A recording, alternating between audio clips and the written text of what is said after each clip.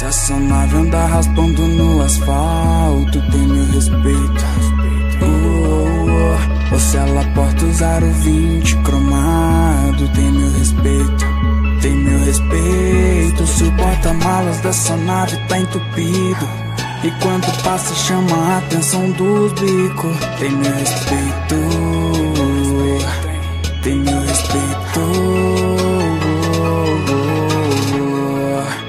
A nave que tá na mente dos moleque, que rouba a cena e faz o rolê virar cheque. Atrai olhares e o recalque por onde vai, e o ditado dizendo que menos e menos é mais. Cambagem negativa, suspensão negativa, pro rolê positivo, status garantido. Aro 20 cromado deitado no asfalto de peito pra baixo. Quando passo o sorriso das minas se torna automático. Vou me apegar pra quê?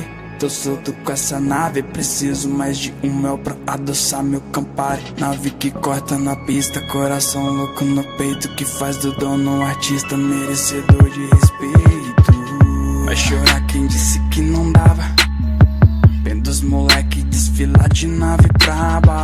BPS tala larga do jeito que a rua manda. Diz a lenda que se for chave não falta malandra. Nos Voyage, nos Opala, nos palio, bolha socada. Sobe o ovo, tira a paz do vizinho mal encarado. Vai criticando, a nave é indecente mesmo. Nasce pra ser feliz, não foi pra ser perfeito. 0,50 passa, mas quando nós passa, de comboio nos encontros sempre em brasa. Pra muitos meu tudo é pouco, só sabe o valor dos kits. Quem sonhou com a nave dando rolê de bike no sítio. Se o porta-malas dessa nave tá entupido e quando passa chama a atenção dos bicos, tem meu respeito. Tem meu respeito.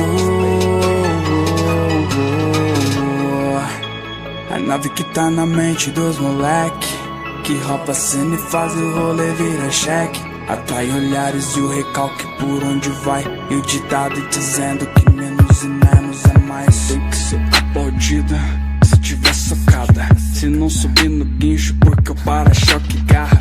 Alvo de viatura, polícia logo para. Me chamam de frator, mas no fundo tão de cara.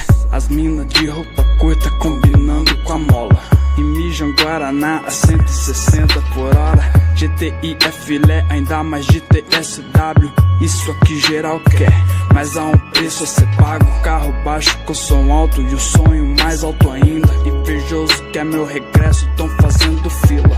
O Contran quer guinchar, o que será de nós?